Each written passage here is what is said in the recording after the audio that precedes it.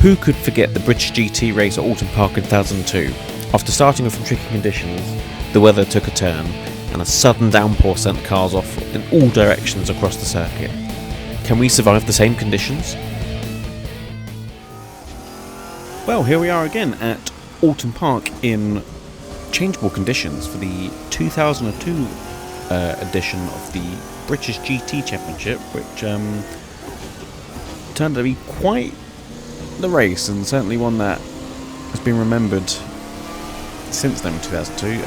You've probably seen the clip of some Saleen's and TVR sliding down the hill in the torrential downpour and essentially disintegrating against each other, so we nearly drive into the back of the TVR there.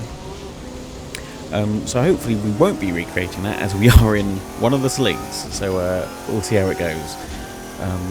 And also, testing on this, it turns out now the AI do actually go in and change tyres when the weather changes, which I didn't see that update coming, or I've just had it all wrong so far. To make a position down the inside on the wet line, we are on slicks, and I think everyone else is as well, even though it is slightly damp. We get a little nudge there from the car behind. And this section of the track is incredibly slippery. Again, I don't know if that's actually a feature or if it just is, but certainly around all the trees are close as the Ferrari nearly nudges off our teammate in front of us.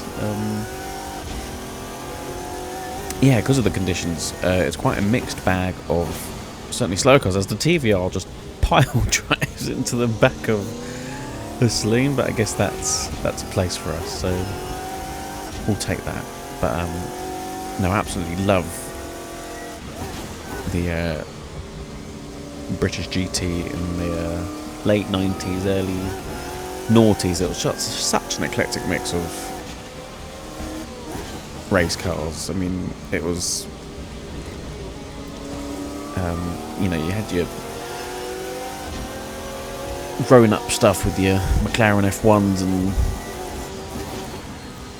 Chrysler Vipers and Saleens, Porsches, and then you had all the British manufacturers. See, up ahead you got a couple of Marcoses up there, you got the TVR next to us, you had the legendary Sintra, you had the Quay 4-wheel drive GT1 car, Ultima as well.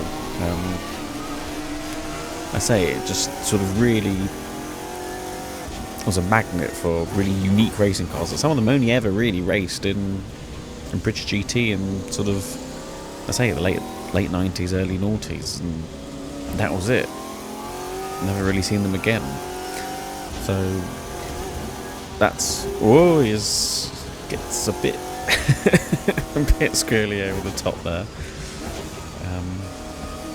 Oh, we've got a Viper off there, so hopefully that's not a position. But yeah, sort of the Porsches and Ferraris were sort of in their own category, and then you had the I guess, yeah, GT1s of the Saleens and Vipers, and the how could I forget the Lister, of course. Again, another built in the shed type of British engineering. Yeah, what car that was. But yes, I say, this race we are expecting some weather changes, as it does seem to be drying up nicely, but we do know that it will start absolutely pour down at some point during this race, so we'll try and keep it on the black stuff for now. But yeah, I guess I should talk about British GT really. I mean, it is one of those racing series that kind of sneaks up on you. It's sort of like an obscure racing game in a charity shop. I mean, it's always been there, but I say it's been there since 1993, so it's been around for decades, but certainly I think it's kept quite sort of quiet, I think. I think it's safe to say, not in a bad way. It's just sort of just. Again, it's not really a series that I've really taken notice until the last 5 years, and even then I've now gone back and looked back at the back catalogue of their racing, and it's been spectacular. But I say, kicking off in 1993 does sound relatively recent in the grand scheme of things, but again in the 90s it was sort of that, it's sort of like a new era feeling as the rain does begin to come down now, so we'll try and take it easy. But yeah, sort of that era, it's sort of a mixture of rich gentleman drivers with deep pockets and young talent looking to go pro, and some real standout cars that made the grid look like something out of Gran Turismo. It was incredible. It's really starting to get slippy out there now. These slick tyres are not doing anything. Oh dear. Oh, this is the famous bit where those Saleens went over the top and just kept going through the chicane and joined up with many other cars. Hopefully we will not do the same, as we have lost all turning capabilities. We're going to somehow avoid the Marcos there. This is incredibly difficult now. I don't really have much steering above sort of 50 or 40. I'm going to try and keep it on that. I think I'm going to pit for tyres. I don't know about you. I'm sure the rest of the drivers will as well. We'll see if we can make up any positions. I'm not entirely sure what position I'm in at the moment. That's fine, as long as we don't lose too much time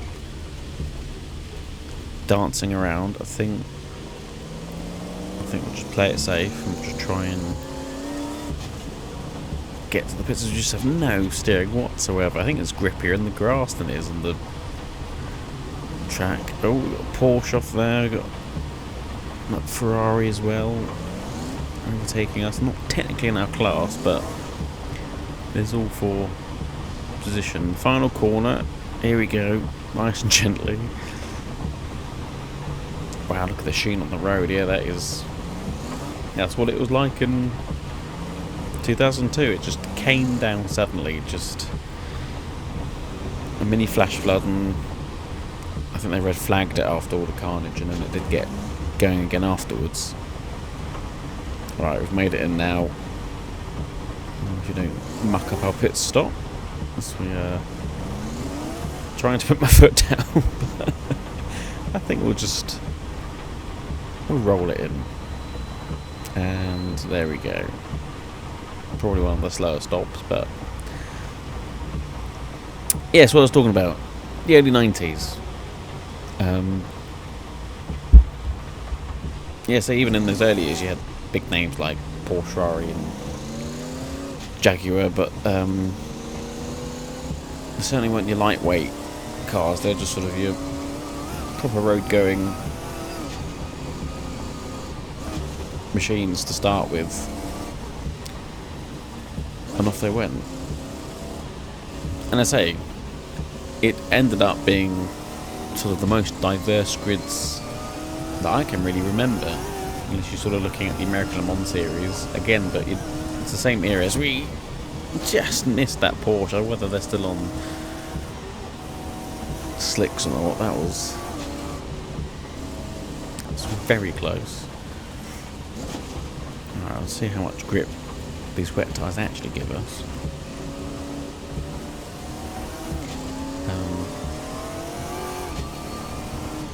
But yeah, saying in that era, you had, the most expensive cars like the McLaren F1s lining up against Ferraris and Porsches, and then you had the British manufacturers. You had then like the sort of shed-based built ones like the listers and the TVRs. You know, it was like showing up to a LAN party with your fancy gaming machine, and then you turn up with a CRT monitor and a ball and mouse, as we have lost it. I'm too busy nattering away. Right, get it back on. And it proves I'm human. I'll try and concentrate a bit more on yapping on about the history.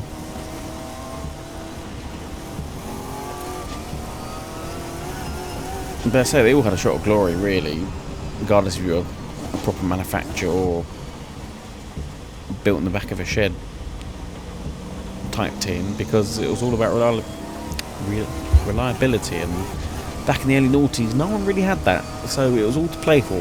And again, the British weather would always level out the playing field.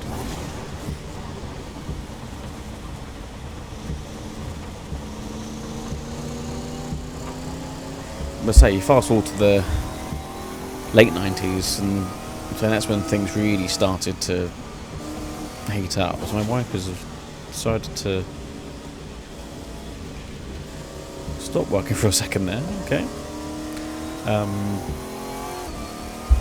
Yeah, the series expanded and more manufacturers jumped in, and there's some epic battles to be looked at. Definitely that I'd like to go over.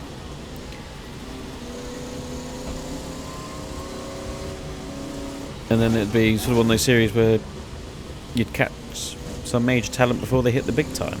You know, there's some really big names that have been British GT, and that still are in British GT. I think Alex Buncombe has just won his second British GT race after, what was he? He won it back in like the 2000s or something, and then he just, or maybe barely that, maybe like 10 years or so. As we take a brave pill and we floor it past the TVR on the wet stuff, although actually staying on the racing line probably is a lot grippier than staying on it, although I don't know if I'm ever, I always seem to forget that as I need to stay on the slippy part of the track.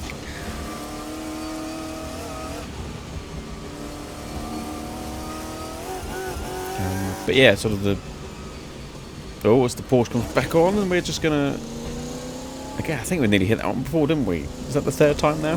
He nearly hit us. We nearly hit him twice. I think we can call it even. I'm fine with that. Because we're really squirming around to try and get the power down. And these conditions are absolutely wet as we make it all crossed up under braking. And again, I think I've said this before, but I don't have traction control on, but I do cheat and have ABS on, because I say my G27 pedals are, well, the brake pedal has no feeling at all, so I do need the assist, and as my driving shows, I need all the help I can get as we try and make the path around the outside of the Porsche, but that's never going to work. Try and do it under power, but it is so slippery offline, even on these wet tyres, and I've got so much more power than both of, well, maybe not the Marcos, but definitely the Porsche, but I just can't put it down. I think we've made that stick, now we'll sit behind the Marcos and we'll try and get them down towards the second chicane here. See if we can get a good exit. Again, all this power, I think. Short shift. I'm gonna put the foot down now. And brake. I think, yep, we've made that on stick. Another place gained or regained. I can't remember if I've overtaken them already.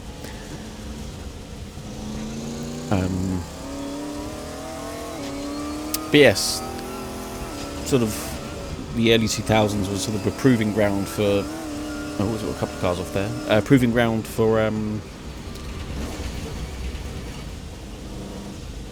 maybe I shouldn't talk. Maybe I should just concentrate. I mean, the rain's cleared up now, so I'll say make it easier. It won't make it easier, but this part of the track is so. Oh, it's like I'll say like contact, medium contact with the wall there. I don't think I want too much damage. Just no need to take so many risks. But I love the way this mod now feels with the track going from having a dry line to then being completely wet, and then now it's sort of drying up again, and the racing line is slipperier than being offline in the wet. I mean, it is just so accurate these days. It's phenomenal. And all the raindrops on the window, I just can't get over that this is not was not part of the game, and someone spent a lot of time, a lot of passion into creating this. I'm blown away. It's amazing. If you haven't got the rain effects mod, I think it is a Patreon donate. But it's worth it. It gives the game a completely different dynamic, and it gives it a better weather system than most current AAA title racing games out there at the moment. It's just, yeah, why wouldn't you?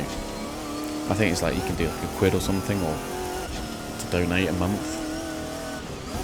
I mean, the amount of time and effort, you know, it's certainly worth more than that, that's for sure.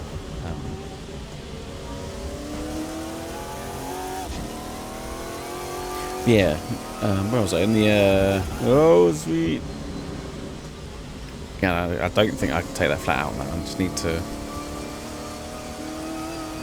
just be careful. So this part of the track is the slippiest, but as I was saying, so the early 2000s was a bit like a Wild West, really. It was, the series was thriving, but the manufacturers were coming and going faster than you can say pit stop. So this was the era of GT1 and GT2.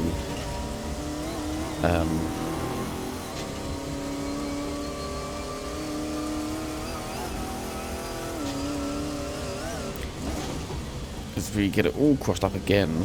So the GT1, GT2 era, where sort of really actually the distinctive nature of the two cars were a bit blurred.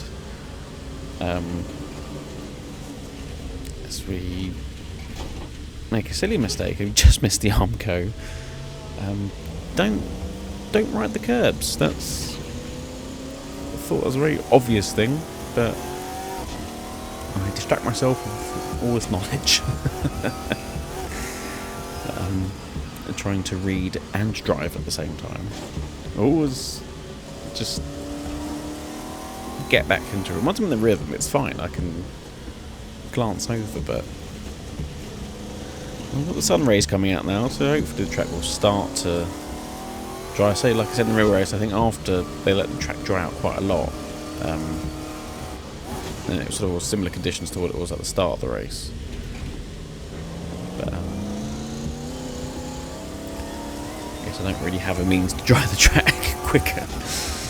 Although I can't tell if that's a dry line now, if that is just the slippery wet line, as I'm making all sorts of mistakes now.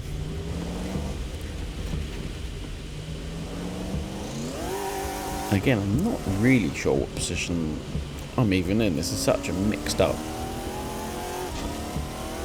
field now. And you say you've got cars off pretty much everywhere. It's hard to tell.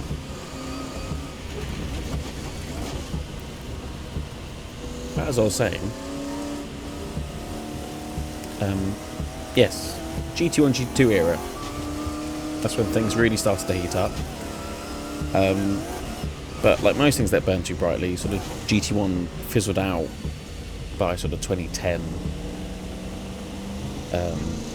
I say Ferrari and Aston kept the torch lit, but it was then the time of GT3 cars, which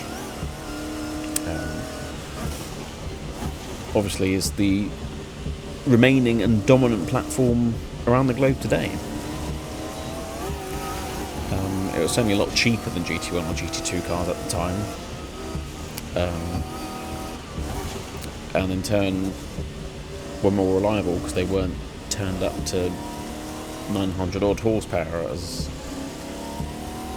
I'm trying to put some of that down, but not being able to at this point in the race. Yeah, that was it. And then GT3, they kept it all alive. And then since then, sort of the championships settled into a nice rhythm. It's very competitive. It's very well respected. It's got a lot of history to it now, and yet still slightly quirky. You know, with our variety of our iconic racetracks. I mean, back in the day, you used to race at Castle Combe, which is absolutely mental in GT1 cars. It's mad.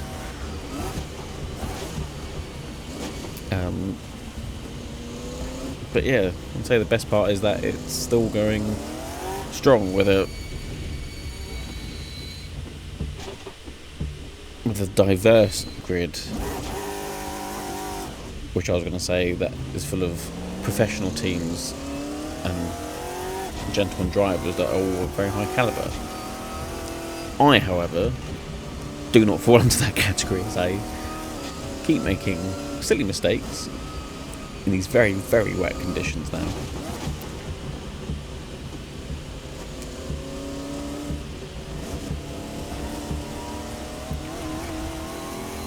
That's sort of my brief history of the British GT. It's certainly an underdog in the world of motorsport.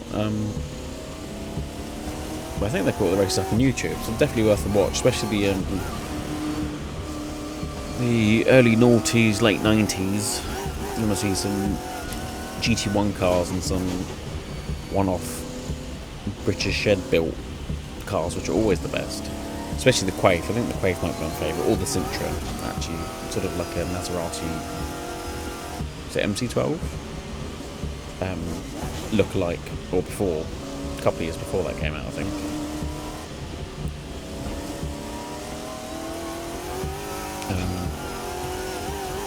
Yeah, really, the reason why I'm doing this race is because it's part of my current series, which I'm about to wrap up if I don't, again, for the fourth time, come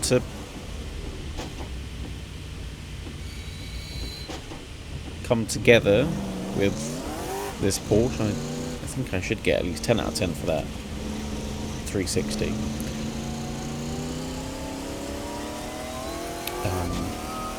Yes, the real reason why I'm doing this race is because of my finding a suitable home for the World Endurance Championship when they do eventually return to the UK, which we all know will probably be Silverstone, but I've decided to have a look to see what other alternatives they may be. So I've done Brands Hatch in the Cadillac, I've done Donington Park in the Lamborghini, I've done cars strewn across the track there. Yes, I've done Oulton Park in the Porsche, and I've done Silverstone in the I forget what. Oh, it was in the Valkyrie, that's why, because it doesn't exist yet. Yes, still in the wet in the Aston Martin Valkyrie, because that was when that was testing around Silverstone that time. Got a lovely sun rays coming through. The track's still not drying up at all as we try and keep it offline, but I keep having to cross over it, trying to avoid the puddles and the curb as try and get some sort of power down. Yes, that's the whole reason for this race is, yes, I'm exploring 4 realistic possibilities of a replacement track, because I just cannot keep it in a straight line, or on the circuit for that matter. So now I've gone back and looked at the classic editions of endurance races at each of the circuits. So I've done the Donington from 2001, which was the European Le Mans series, as again I'm just not keeping on the circuit anymore. We'll just go over here and pretend no one's for that.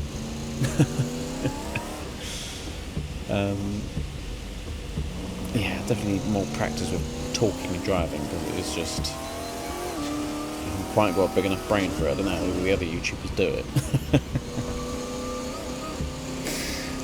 But yes, I've done Donington Park for the European Le Mans series in 2001, which is part of the American Le Mans series venture by Don Panos.